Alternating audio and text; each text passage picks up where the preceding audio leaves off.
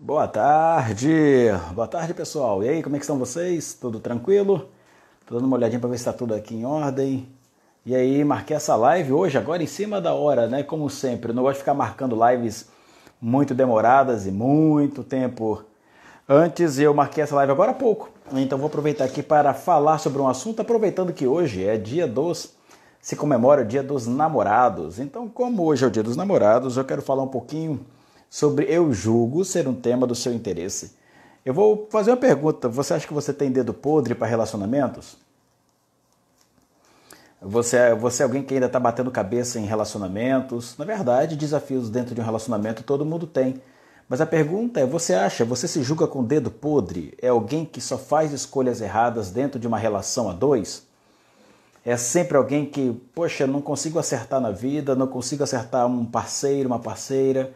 O que pode estar tendo de errado aí? Parece que eu escolho todo mundo parecido com o meu pai.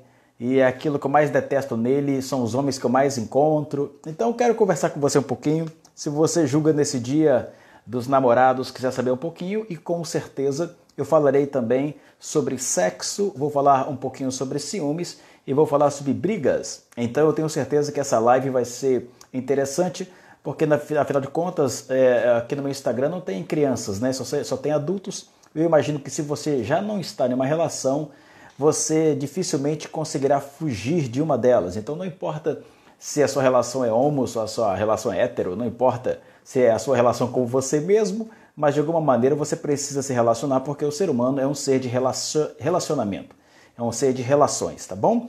Então olha só, eu vou dar aqui um minutinho para que você convide alguém que precisa ouvir o que eu tenho para falar com você hoje. Então, se você conhece alguém que precisa ouvir o que eu tenho para falar, e justamente sobre sexo, sobre corpo, olha, gente, eu tenho certeza que eu devo mexer em algumas crenças aí, mas olha só, eu não tenho nenhuma intenção aqui de mudar suas crenças, eu não tenho nenhuma intenção aqui de modificar os seus conceitos morais, etc. É apenas uma percepção. E aquilo que eu já falei com vocês várias vezes, cada ponto de vista é apenas a vista de um ponto. Então, ou seja, é o meu ponto de vista com base, primeiro, na minha experiência clínica, né? Eu já estou passando de 4.000 e poucos casos atendidos aqui na minha clínica, atendo casais com muita frequência. Sou casado há 16 anos, 2 filhas, e vou te dizer que todos os dias há um desafio para que um relacionamento permaneça, principalmente em um mundo hoje onde a demanda onde a oferta é muito grande. Então há oferta de todos os tipos ao nosso redor, e o que é que você pode fazer, quem sabe para se tornar melhor dentro de uma relação. Bom, o primeiro passo, e aqui é o primeiro ponto que eu queria tocar com vocês, é sobre ciúmes. O que está por trás dos ciúmes? Então eu vou ser bem objetivo e direto. O que é que está por trás dos ciúmes? O ciúme é o quê? Uma necessidade de controle e uma insegurança sobre si mesmo. Não tem nada a ver com o outro. O outro só manifesta aquilo que eu tenho em mim. Então, ou seja, o que é o ciúme? O primeiro passo é esse sentimento de posse. Então eu acho que eu tenho posse do outro e uma total insegurança em mim mesmo. E aqui eu não estou dizendo, nossa, mas o ciúme é legal, mas tem um ciúmezinho. Eu não estou falando disso. Eu estou falando daquele ciúme que tem o outro como posse, de que o outro não pode usar determinado tipo de roupa, que o outro não pode ir em determinados lugares, que o outro não pode conversar com determinadas pessoas, que o outro, etc, etc. Há uma necessidade de controle. Então todo ciúme manifesta uma necessidade de controle e todo ciúme manifesta uma insegurança pessoal. Faz sentido para você, sim ou não? Escreva para mim o que é ciúme para você. Ou se faz sentido o que eu estou falando para a gente começar a abrir a nossa percepção a respeito disso.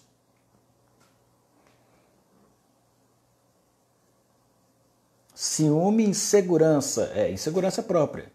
Eu tenho medo de quem eu sou, eu não sei quem eu sou, então não sei o meu valor, por isso eu morro de medo de perder. E depois só revela que eu tenho uma necessidade de controlar o outro. Por isso é que eu tenho ciúme do outro. Então, eu não deixo que o outro viva, eu sufoco o outro com a minha carência.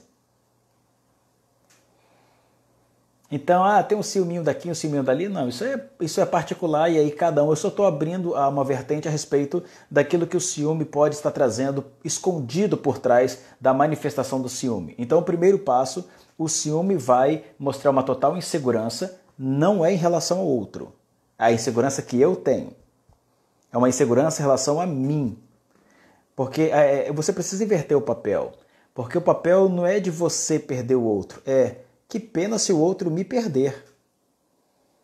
A maioria das pessoas não vem assim. Ele fala, nossa, eu não posso perder fulano. Mas espera aí, quem não pode te perder é ele. Porque o valor está em você. Você consegue achar que você tem valor ou não? Que é justamente isso que o ciúme manifesta. O ciúme excessivo, possessivo, ele manifesta essas duas coisas. Primeiro passo, insegurança, e depois necessidade de controle. Faz sentido para você, sim ou não? Então o primeiro passo é, nesse dia dos namorados, eu pensei em falar um pouquinho sobre isso, porque tem muitos jovens, muitos garotos aí que estão começando a vida a dois, extremamente enciumados. Uma coisa, pessoal, é particularidade.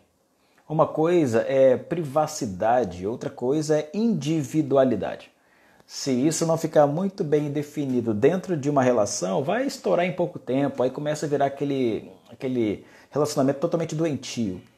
Uma coisa é individualidade. Você tem coisas que são suas. Quer ver um exemplo? Vamos lá, individualidade.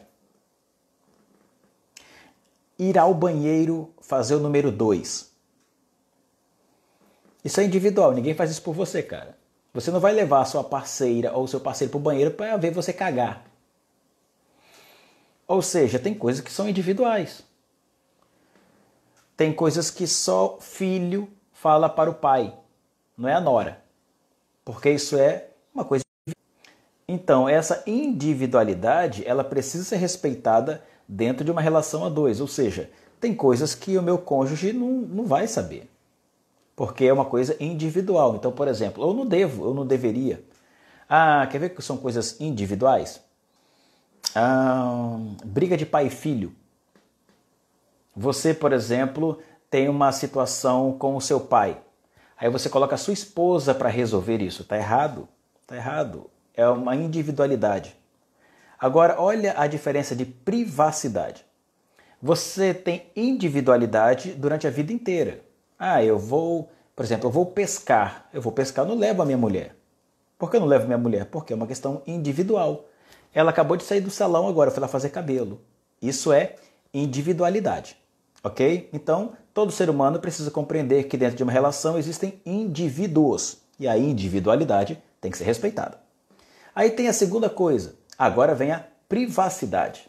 Deixa eu falar uma coisa para você aqui que talvez você não vai curtir, mas eu também não ligo muito para isso. Você se casou? Se casou? Muito bem. Acabou a sua privacidade. Se você quer privacidade, fica solteiro. Fica solteira. Privacidade para casamento não existe. Existe individualidade. Privacidade não. Privacidade pode haver entre namorados, entre noivos. Porque quando você casa, você literalmente se torna transparente. Se existe privacidade, existe algo a se esconder. E as maiores privacidades são aquelas que você já conhece. Não mexa no meu telefone, não toca no meu WhatsApp. Você não vai saber as minhas senhas. Não passo para você.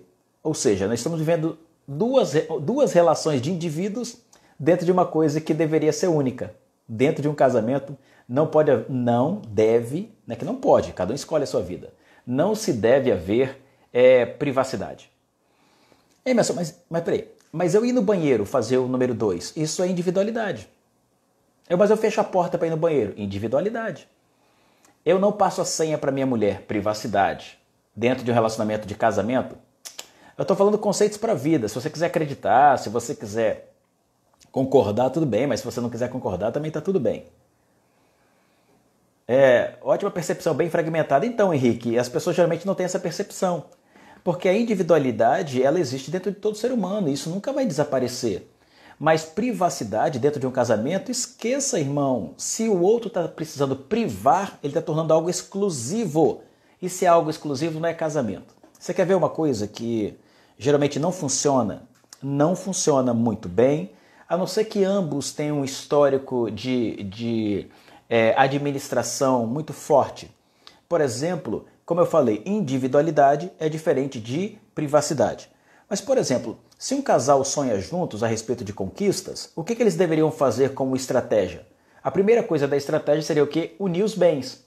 Eles fariam o quê? Olha, nós vamos ganhar que cada um ganha 10 mil mês, vamos juntar 20 mil e vamos traçar um planejamento, vamos pagar as contas e vamos pensar aqui no que vamos fazer investimento. Bem, nós fazemos o quê? Ambos, dentro das suas individualidades, trazem um plano aberto sem privacidade. Mas o que acontece? Eu não sei quanto você ganha, você não sabe quanto eu ganho, e a gente não sabe no que vai investir. E o que começa a acontecer? Cada um rema dentro da sua individualidade e não tangem para um bem maior, ou seja, uma coisa que deveria convergir dentro de uma relação. Esse é um grande problema. Por exemplo, casais que geralmente têm finanças separadas, eles dificilmente enriquecem. Só um enriquece, o outro não. Porque geralmente um vai saber sempre o que o outro tem que pagar, mas ele nunca sabe qual é a contribuição dele. Por exemplo, tem 50 mil de contas na casa, o homem fala, você paga 30, eu pago 20. Ou vice-versa. Ela fala, você é o homem da casa, paga 40 que eu pago 10. Eu vou dizer uma coisa séria para vocês, que inclusive é fruto de um livro. Casais inteligentes enriquecem juntos. Isso é um livro. Casais inteligentes enriquecem juntos. Boa parte de nós quer o quê? Ter a nossa individualidade e a nossa particularidade, nossa privacidade dentro de uma relação a dois. E é aqui que muita gente quebra. É aqui que muita gente não compreende. De que se um casal quer enriquecer juntos, precisa pensar juntos. Óbvio, óbvio. Tem homens que eles são mais... homens que são mais emasculados, geralmente eles tendem a administrarem de maneira parceira, ou seja, eles sempre dividem uma parceria. Homens que são mais enérgicos ou que são mais alfa, ele geralmente gosta dele tomar frente. Então ele toma frente, ele administra. Mas não necessariamente um cara alfa seja um bom administrador. Tem caras emasculados que são ótimos administradores, tem caras que são homos, são héteros, então isso não está diretamente ligado a uma individualidade. Mas às vezes uma característica que ele adquiriu como comportamento, como aprendizado, e tem muitas mulheres que administram muito melhor do que o homem. Mas a estrutura emocional da mulher não é para isso. A mulher, ela é feminina. Gente, vocês têm que compreender essas coisas. E parece ser meio moralista. Não é, sai fora disso. Você sabe que eu não tenho nada disso comigo. Mas é uma questão de estrutura cerebral. Por exemplo, uma mulher tem corpo para pegar uma botija de gás de 50 quilos? Ela com muito esforço, ela pegaria. Eu estava comendo canjica aqui agora. Ela com muito esforço pegaria, mas a estrutura corporal dela não é para isso. Uma mulher geralmente não aguenta muita pressão. Só se ela se tornar alfa, mas como processo emocional de se preservar. Por exemplo, uma menina, uma mulher que sofreu demais na vida e que teve que assumir papéis masculinos na vida, teve que ajudar a mãe, o pai morreu, teve que virar o homenzinho da casa, que tem uma característica mais feminina. Essas mulheres geralmente conseguem lidar bem com negócios. Mas ser gestor não é para todo mundo. Então, às vezes, uma mulher precisa entregar ao marido a possibilidade de gerir se ele for um bom gestor, ou o marido entregar para a mulher para gerir a situação se ela for uma boa gestora. Não é uma questão de ser homem e mulher. A questão é que nós temos uma estrutura emocional e física diferente da mulher. E a mulher precisa entender que ela também tem uma estrutura emocional e física diferente do homem. Por exemplo, eu, homem, jamais conseguiria parir uma criança. Meu Deus, imagina, eu consigo mal espremer espinha, que eu sinto dor. Mas a mulher suporta a dor. Então percebam que a estrutura são diferentes. Então o primeiro passo é de que um casal inteligente, ele enriquece juntos. Deixa cada um tomar o seu caminho, cada um tomar aquilo que dentro desse processo faz de melhor, ok? Um outro detalhe importante, vocês ficam rindo aí, né? Outro detalhe importante. Como eu falei, o ciúme, o que o ciúme revela? Primeiro, uma insegurança. Então, é uma insegurança em relação a mim e uma necessidade de posse. O ciúme, eu morro de ciúme de você. Não é pelo que o outro faz. É por aquilo que você tem, porque você se torna inseguro, você está insegura. Ou seja, nossa, se eu perder ele, se eu perder ela, esse jamais deve ser o pensamento. O pensamento deve ser, se ela me perder, se ele me perder, igual a mim, não acha mais. É uma questão de valor próprio.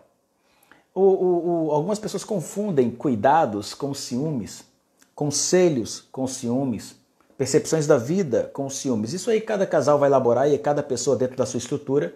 Eu aqui não quero entrar dentro da estrutura de ninguém, até porque cada casal, quando você combina, esse combinado geralmente não sai caro, mesmo sabendo que muitos combinados ao longo do tempo eles se perdem, porque cada um começa a ter outro tipo de ideia, outro tipo de pensamento, etc. Um outro detalhe importante, dentro de uma relação, já que hoje é dia dos namorados, Muitas pessoas falam para mim, mas eu tenho um dedo podre, eu não consigo achar ninguém legal. Bem, quando você namora, você não é obrigado a casar, né? O namoro geralmente é essa fase de teste para você conhecer, saber quem está do seu lado, quem é essa pessoa que está aí. Mas uma coisa é importante, geralmente mulheres tendem, e homens também, tendem a ter padrões de relacionamento. O que são esses padrões de relacionamento, pessoal? Que é aqui que vai cair o famoso dedo podre. Essa mulher só consegue namorar com porqueira. Quer ver? Que é muito comum. Numa determinada garota que tende a gostar de garotos mais novos, bombados. Você vai perceber que existe um padrão. Qual é o padrão? Que ela sempre gosta de homens mais novos e bombados. Existe uma característica.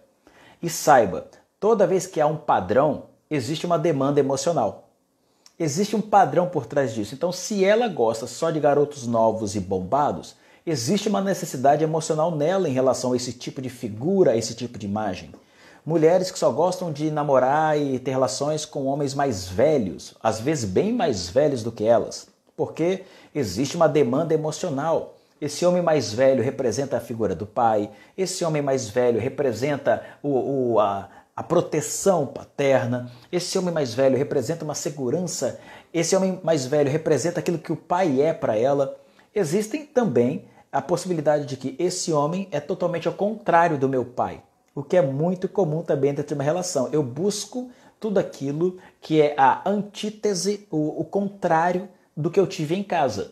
Boa parte das mulheres que eu conheço se casaram para fugir de casa.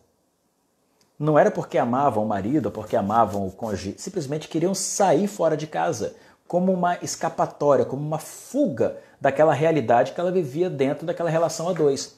Porque muitas mulheres não querem se casar com a referência que ela tem dentro de casa. Ela olha para o pai e para a mãe e fala, eu não quero isso aqui nunca para mim. E aí o que a gente sempre esquece é de que pai e mãe são os primeiros hipnotizadores da criança. Pai e mãe são exatamente os primeiros que hipnotizam seus filhos. Olha, eu sempre repeli os comportamentos do pai. Henrique, eu também. Por exemplo, meu pai é alcoólatra. Desde quando me entendo por gente, mas eu nunca bebi. Eu repeli literalmente os comportamentos do meu pai. Meu pai jogava, né? Perdeu muito dinheiro com o jogo. Eu nem sequer paciência no computador, eu sento para jogar. Jogo, esquece, irmão. Esquece. Baralho, esquece esse tipo de jogo. Apostado, nem se fala. Porque é justamente ao contrário, ou seja, meu cérebro me protegeu, ou seja, meu cérebro buscou ser ao contrário, a antítese da figura que eu sempre vi, a figura do meu pai. Isso é muito comum. Então, quando eu começo a procurar homens, eles podem bater.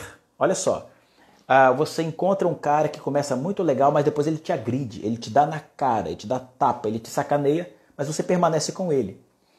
Essa necessidade de permanecer com esse cara é uma necessidade emocional. Por dois motivos muito simples. O primeiro, esse cara representa aquilo que você viu desde a infância. Então, cerebralmente, o teu cérebro acha que você também tem que ter o mesmo sofrimento que a sua mãe teve. Por amor à sua mãe, você fica numa mesma relação parecida com a dela. Olha que loucura, né? Como é que o cérebro faz essas coisas? Então, uma das coisas que são muito comuns são mulheres que estão dentro de uma relação podre, mas elas não conseguem sair da relação porque aquela relação representa uma estrutura familiar que ela teve. Outra situação que é muito comum, gente, o que eu estou falando aqui é mais comum do que bolacha Maria. Talvez eu esteja até chovendo no molhado, porque boa parte de vocês sabe do que eu estou falando e mesmo sabendo disso, você se mete nessas enrascadas. Emerson, tá, mas como é que eu resolvo minhas demandas emocionais? Para começar, terapia. Meu irmão, é sério. Eu não estou falando essas terapias de anos, essas terapias de meses. Eu estou falando de um processo terapêutico que vai direto à árvore, a essa raiz desse problema e corte o mal na raiz, que é o quê? Uma estrutura familiar ligada à sua figura na infância. Ponto! A merda da vida da gente está na infância, a resposta do presente está no passado, gente. Tem que ressignificar o passado para o cérebro largar a estrutura lá atrás e agora projetar futuro, senão não projeta futuro. Então você precisa aprender a procurar. Primeiro passo, terapia. A segunda coisa, auto-hipnose. Dar autossugestões, conhecer a si mesmo, ter percepções sobre si próprio. Como é que eu evoluo a partir de mim? A maioria das pessoas não praticam isso, não sabe nem do que eu estou falando. Eles acham que auto-hipnose é pegar esses áudios na internet aí e ficar repetindo. Gente, pelo amor de Deus, não faz nem sentido o que você está falando aí. Emerson, estou quebrando esse padrão agora. Eu sempre tive os mesmos relacionamentos e percebi que busco meu pai e sofro igual a minha mãe. Perfeito. Aí, a Daíse falando aí. É isso mesmo, Daíse. É isso mesmo.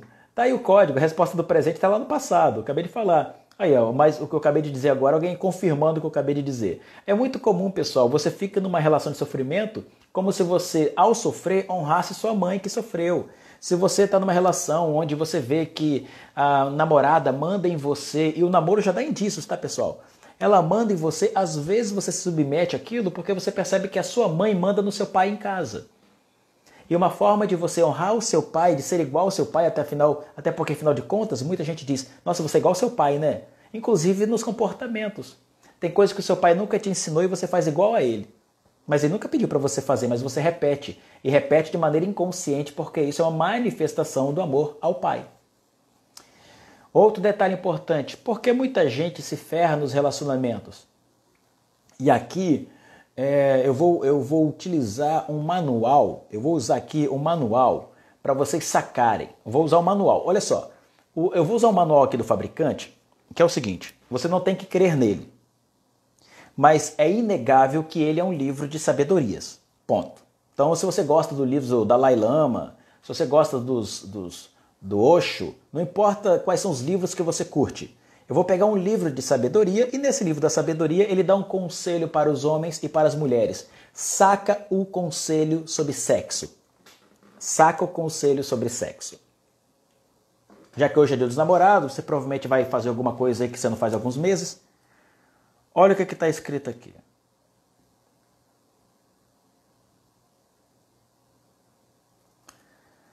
Primeiro Coríntios, aqui nesse manual do fabricante, aqui eu tô com a Bíblia na mão, é a Bíblia. Lembra que eu falei, você não precisa acreditar nela, mas ela é um manual de informações e de conhecimento e sabedoria para a vida. Olha o que está dito aqui. A mulher, olha que loucura, parece ser meio moralista, meio impositor, mas não é, olha que sacada, não é. A mulher não tem poder sobre o próprio corpo. Mas quem tem é o marido. Também da mesma maneira, o marido não manda no seu próprio corpo, porque quem manda é a sua mulher. E aqui é a respeito de uma relação ligada a casamento, ok? Continua dizendo o texto, não se privem sexualmente um ao outro, a não ser por consentimento mútuo. A gente consente em dar um tempo. Para a gente se aplicar a uma coisa mais nobre. Aqui na Bíblia diz oração. Ou seja, uma busca a Deus. Como se Deus fosse a coisa mais importante, inclusive daquilo que é natural, sexo. Você consegue? Tá entendendo? Então vou repetir o texto. Não se privem sexualmente um ao outro, a não ser por consentimento mútuo para vocês se aplicarem a algo mais nobre, a Deus. Aqui vai dizer a oração, que é algo que compõe-se essa comunicação entre homem e Deus. E depois que vocês fizerem isso, se juntem novamente. Não fiquem separados assim, não fiquem sem transar, não. Para que o diabo não vos tente pelo seu descontrole. Aí talvez você, se olhar na Bíblia, vai encontrar incontinência. No livro da sabedoria está dizendo, o seu corpo, quando o seu marido procura, não é seu. O seu corpo, quando a sua mulher procura, não é seu, é dela. E aqui é que vem a parada. Porque a gente faz o quê? Não me toque, jogo, imposições.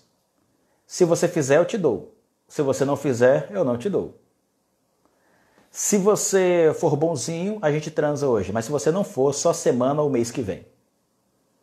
Aqui no livro da sabedoria está dando conselho. Não se prive sexualmente um ao outro. E a não ser que vocês tenham um propósito maior ao se privarem. E depois se juntem de novo para que o diabo, para que a vossa carne não ceda pelo seu descontrole. Deixa eu falar uma coisa para você.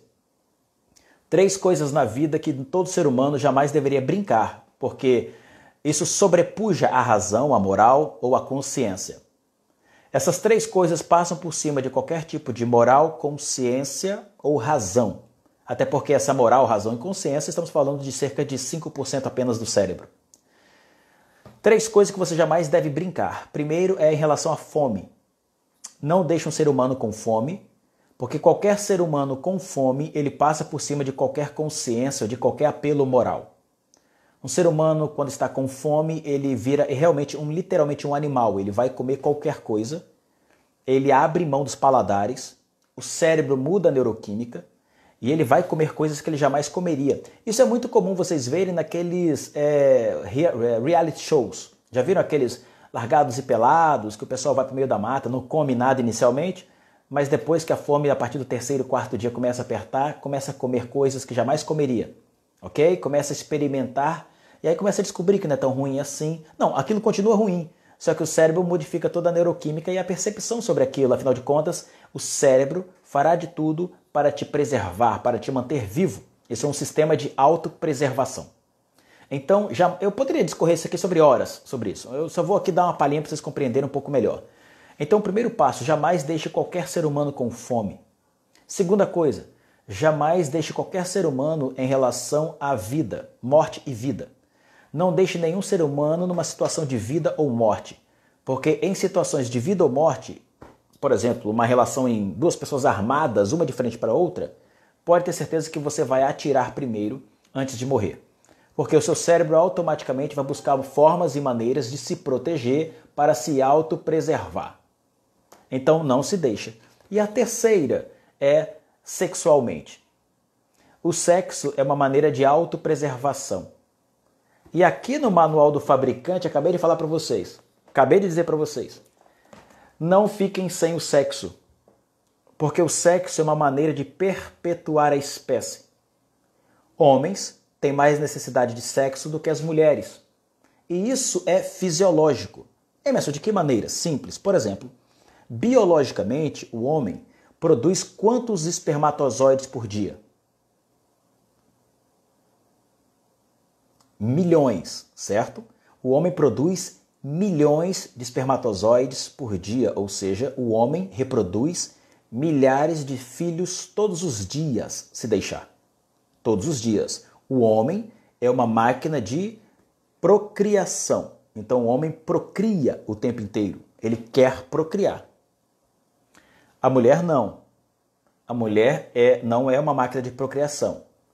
A mulher ovula uma vez no mês, quando engravida é um filho por ano, e o ciclo menstrual das mulheres o homem não tem. O homem labora sexualmente diferente das mulheres. Aquela história de que a mulher demora mais, que a mulher é fogão a lenha, que a mulher não está pronta o tempo inteiro, o homem também não está pronto o tempo todo. É uma grande besteira, é só uma necessidade de se autoafirmar, o homem dizer que está pronto o tempo inteiro. Não é bem assim que funciona, não cerebralmente. Então o primeiro passo que eu preciso crer e saber é que quando eu deixo o meu marido ou a minha mulher sem sexo, eu estou abrindo um sistema de autopreservação de que ele vai buscar mecanismos para exercer a procriação. E o homem cerebralmente, ele desiste muito mais fácil. O homem desiste rápido. O homem não quer lutar para preservar a espécie, porque ele sabe que qualquer fêmea reproduz. Por isso que a maioria dos homens, quando a mulher começa a negar em casa, ele parte para 2 coisas muito comuns. Pornô solo, ou seja, ele vai para pornografia na internet, vídeos no WhatsApp, ou seja o que for, ou para masturbação. Porque o homem, ele é literalmente preguiçoso. Por quê? Porque ele aprendeu desde a selva de que ele tinha o seu harém, e isso vem desde os tempos mais remotos, de que o homem tem à sua volta as mulheres que ele deseja, e a mulher foi tida como objeto durante muito tempo. É importante se compreender de que um casal inteligente nesse período, já que hoje é dia dos namorados, não se privem sexualmente um ao outro. Se você se privar o homem sexualmente, você está dando a ele fugas, porque ele desiste fácil. Se você priva uma mulher sexualmente, você está querendo puni-la de alguma forma, ou você simplesmente está abrindo também outros precedentes. E é óbvio que eu poderia aqui argumentar diversas coisas, como por exemplo, se você quer transar com a mulher, não é em cima da hora, você tem que começar um dia antes. Ou no mesmo dia, ou no mínimo tornar um ambiente favorável. Não é chegar a hora, fica de 4 e vamos fazer acontecer. Não é assim que a mulher funciona. O homem funciona assim, porque o homem ele está pronto para procriar. Mulher não é assim. Mulher tem que haver todo o processo. Adri, e se o homem tiver fantasia sexual? Eu acho, Adri, que a fantasia sexual ela faz parte de qualquer relação. Mas o problema é que não há parque de diversão melhor do que o corpo do outro. Quando você começa a introduzir objetos dentro desse processo natural, isso já está me significando de que eu estou sentindo falta de algo.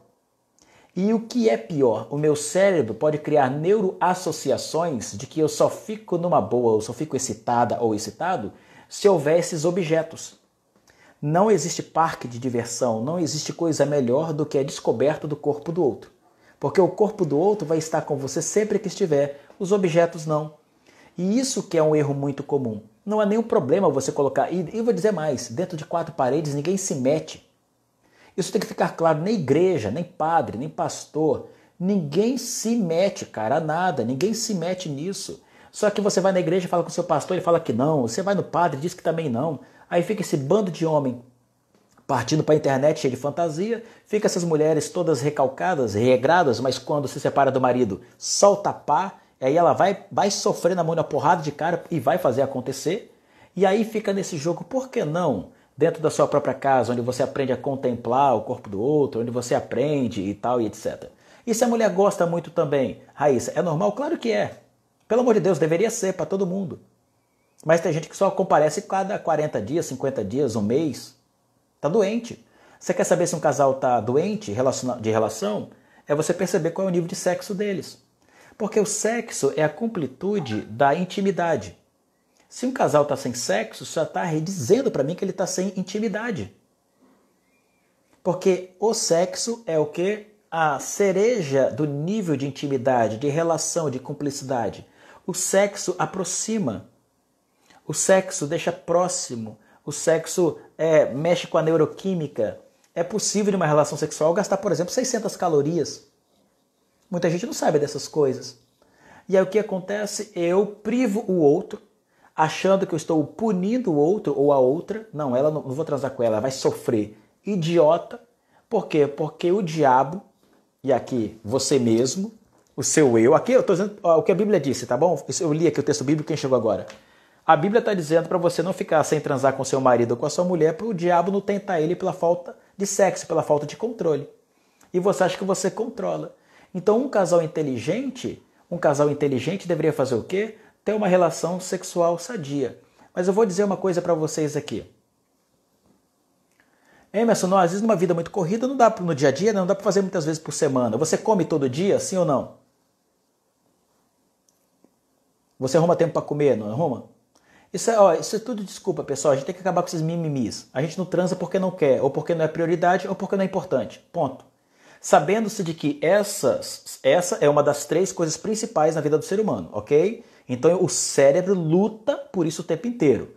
Contra a fome, contra a morte e a autopreservação da espécie, a perpetuação da espécie. Brincar com falta de sexo é entregar ao outro o tempo todo a transgressão. Simples assim, pessoal, não tem mistério. É a gente que quer tornar a vida complexa e depois não quer sofrer as dores disso. É simples assim. Se você não quer, Emerson, não, eu acho que eu tenho que trazer na hora que eu quero. Tudo bem, e é isso mesmo. Mas uma pergunta que eu sempre faço, você tem filhos? Eu tenho. Quando você limpa a bosta daquela criança lá, quando você vai limpar o cocô dela, você tá afim de limpar cocô? Ninguém tá afim de limpar cocô, ninguém gosta de limpar cocô de criança, ninguém gosta. Mas você não faz? Sabe por quê, pessoal? É importante que vocês compreendam. Quando vocês ficarem mais velhos, quando nós ficarmos mais velhos, o sexo não será uma das principais coisas que vão acontecer dentro de uma relação a 2. De maneira alguma. O que vai manter dentro de uma relação é o compromisso que um tem com o outro. Você imagina que aquelas pessoas que estão há 50 anos casadas, elas estão casadas por qual motivo? Por sexo? Nós sabemos que não. Porque um está comprometido com o outro, porque fica agora uma relação de cumplicidade, de amizade, de histórias que foram boas. e não um inferno dentro de casa, como muita gente vive o tempo inteiro. Estão vivendo o inferno agora para ver o que sobra daqui 10 anos, 5 anos. Você acha que vai sobrar o quê, cara? Não sobra nada. Então, esse momento de que as pessoas estão comemorando, né? Hoje eu vou sair mais tarde, daqui a pouquinho, para comer uma jantinha fora também. Hoje, nesse dia, aproveita para refletir um pouquinho como é que tem essas coisas. E ninguém tem relacionamento perfeito, pessoal. Cada um tem suas mazelas, cada um tem suas histórias. E aqui não tem nenhum moralista. Que nada, eu não quero dar lição para ninguém. Quem sou eu? Quem sou eu? Quem sou eu? Mas é apenas uma reflexão de alguém que também está nesse caminho que vocês estão, para que a gente erre menos e consiga viver a dois numa vida saudável e mais prazerosa. Beleza? Abro espaço para perguntas. Essa é a minha live de agora à tarde, porque agora eu tenho mais outros compromissos para fazer. Vou tomar um cafezinho na casa da minha mãe e por aí vai. E aí, você tem alguma pergunta? Pergunta agora ou cale-se por hoje? Vou deixar salvo. Vou. Uma coisa importante. Se você não deixar o seu jardim florido, uma espinha bem aqui agora que eu estou vendo. Se você não deixar o jardim florido, a única coisa que vai aparecer nesse jardim aí é cobra, lagarta, barata, rato. Deixa o jardim florido, cara, para aparecer beija-flor aí, aparecer borboletas, os pássaros quererem repousar aí. Pô, fica só reclamando da vida, mal amado, mal amada, choramingando, depressiva, ansiosa, ninguém consegue ficar perto. Você acha que quem é que vai se aproximar de você? Quem é que vai deixar de ter dedo podre? Cuida do jardim, irmão. Dá uma parada nessa mata aí, rapaz. Acerta esse troço aí.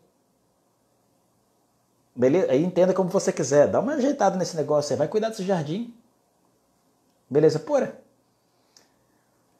Emerson, às vezes nós mulheres, eu falo por mim, se a gente fica com autoestima baixa e não dá vontade de nada, Adri. Mas por que por que você não troca? Você está com a autoestima baixa? Arranca um dedo e muda. Ao invés de deixar de fazer sexo, vai lá e tira um dedo. Você vai falar, não vou não. Por quê? Porque dói. E a falta de sexo, na verdade, às vezes, eu tô com baixa autoestima. Sexo é igual coceira.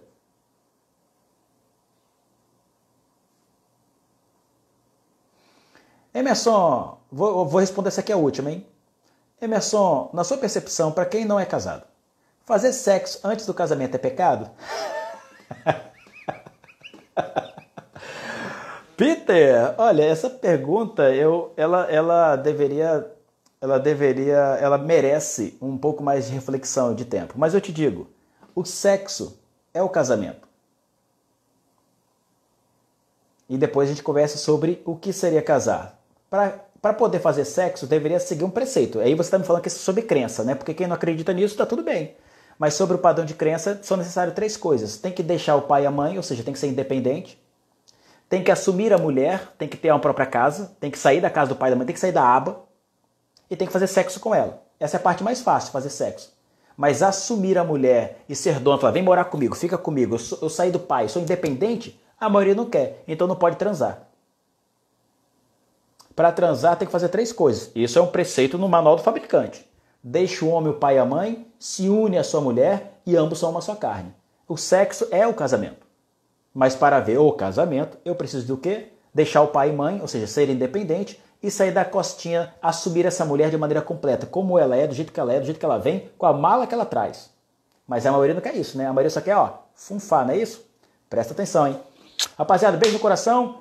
Vou sair agora, vou pra casa da mamãe comer, minhas crianças estão lá, e hoje vou sair com a mulher também para comer um jantar, e vai ser show de bola.